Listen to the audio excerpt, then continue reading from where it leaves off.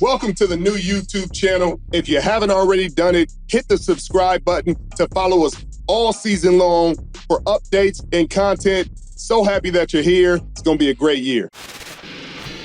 You got to start out west. Your Seattle Seahawks are 3-0, taking over the NFC West. No team within, 2 games of them right now, Richard? This came out of nowhere, frankly.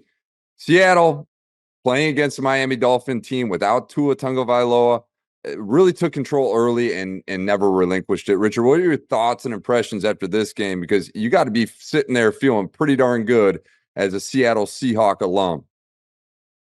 Yeah, Mitchell, it's one of those things that you got to feel really good. If you're Mike Macdonald, you couldn't have asked for a better start to go win the first game against the Denver Broncos, to go to Gillette and beat the New England Patriots with everything that they've done, their history. You know, they're not at their best right now, but still a huge road win, East Coast time zone. Then to come home, a banged up Miami Dolphins team, but to do what you're expected to do. They gave up 3 points in the ball game on this defense. They had 6 sacks, and it's just the way that they're getting home. Right now, Mike Macdonald has these guys playing in the perfect position. Draymond Jones, he's not in a 3, he's not in the nose, he's at an end, sometimes a 5, sometimes a 4, but he's in a better spot than he was last year. Jaron Reed is in a perfect spot. They lost Byron Murphy and Leonard Williams during the game. That did not change anything. Boye Mafe, a name that you need to get familiar with because the National Football League is getting familiar with it because he's picking up where he left off last year, where he was one of the top pass rushers in terms of win rate, in terms of pressure percentages and things like that. Now he's finishing the job. Then you got Derek Hall, a guy that they were really hyped about early on, the past regime that drafted him. Didn't have the kind of production you would want in his first year. And now, again, in the perfect system. These guys, it's almost like they drafted these guys for Mike Macdonald. I can see why he came to the Seahawks organization because he saw this D-line. He saw how much they invested into it. He said, we can add a little bit more to it. They have the secondary. They have the secondary play in Witherspoon and Tariq Woolen and Jordan Love and Jenkins, and they feel good about the linebackers that they could potentially bring in. And Tyrell Dodson got a sack in this game. I mean, the pressure was coming from everywhere. They were covering well. They were swarming. And then offensively, Geno deserves a ton of credit for what he was able to do. 26 to 34, 289, the touchdown. He did have the 2 interceptions. Zach Charbonnet had his best game as a pro, 18 rushes for 91 yards, breaking tackles, running a very physical game. They're still looking to get K9 back, but as he comes back, this is just going to make the Seahawks a better team. Rashawn Jenkins had 10 tackles in the game, but DK Metcalf had that very long catch and touchdown run. I know that had to feel good for him and Geno Smith to just have that kind of connection, to have an explosive play early in the ball game, a huge highlight play that really sparked this team and got this Seahawks fan base into this game early on, and they never relented this lead. Obviously, I thought there were some lulls at times offensively where they could keep their foot on the gas and continue to punch and continue to take shots, continue to develop. Tyler Lockett had a solid game. Noah Fant had a good game, 6 catches for 60 yards.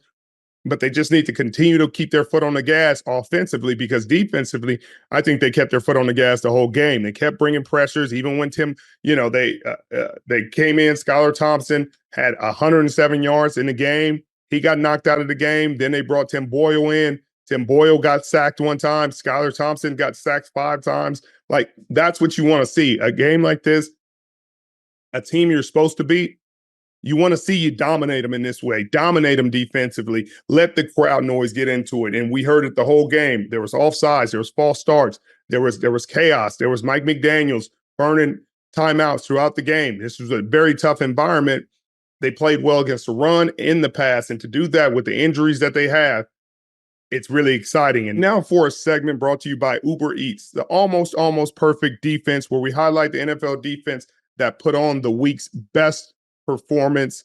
This week, obviously, it was the Seattle Seahawks. We just talked about them Boye Mafe, Derek Hall, Tyrell Dodson, Jaron Reed getting home. I mean, holding this offense to 3 points overall. They've been playing great defense all year, and they continue to do so. I look forward to them and seeing what they can do against the Detroit Lions. The Seattle Seahawks are this week's Uber Eats almost perfect defense. And remember, you can order almost anything you want with Uber Eats, the official on-demand delivery partner of the NFL. Order now. Now they go to your boys, Mitchell. They got a date with the Detroit Lions coming off a very big win in Arizona. Tell me what you thought about that game. Well, before we get into that game, Richard, my thought process on Seattle is this. DK Metcalf's shown up, especially in the last two games. I mean, back-to-back 100-plus yard games, 17 receptions on the season already. You know, if he continues at this pace, Rich, and they get a true, all-pro contender at wideout, Richard, this offense takes another step. DK Metcalf just, to me, looks like a different player this season. He looks like he's elevated his game a lot. You add Zach Charbonnet along with K9. Seattle scares me next week, Richard, against the Detroit Lions. They've had their way with the Lions of recent. It scares me that they're coming back to Detroit in prime time.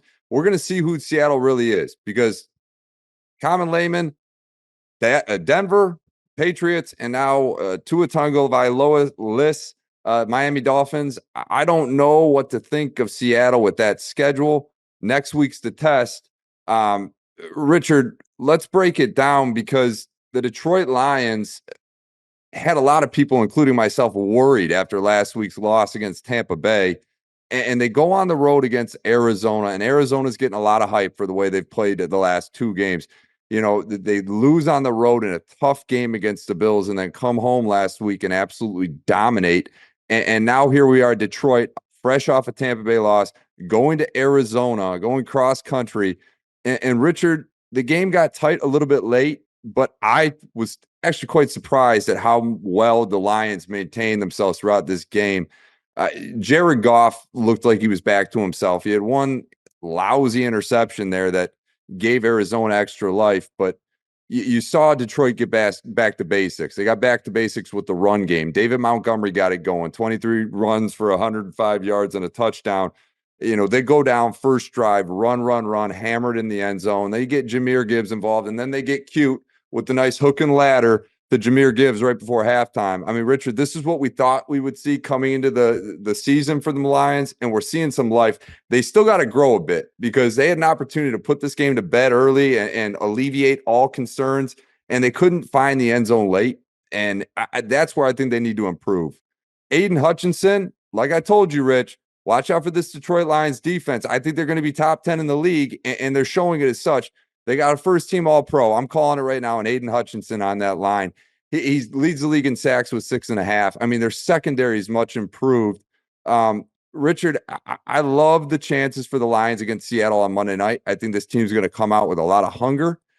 They know how important this game is. They know how tough Seattle is as an opponent. They're going to respect this team, and I see the Lions coming out ahead. I don't want to jinx it, because I know this is what I said about Tampa Bay, but I feel very, very confident. Richard, what are your thoughts on this team? Because are they going to get back into your top 5 of the power ranks? Because I think they kind of deserved it a little bit here. No, they're not, Mitchell. They're not. And I say this with as much respect as I can give. There are just other teams playing out of their minds right now, and I have to give them that kind of respect.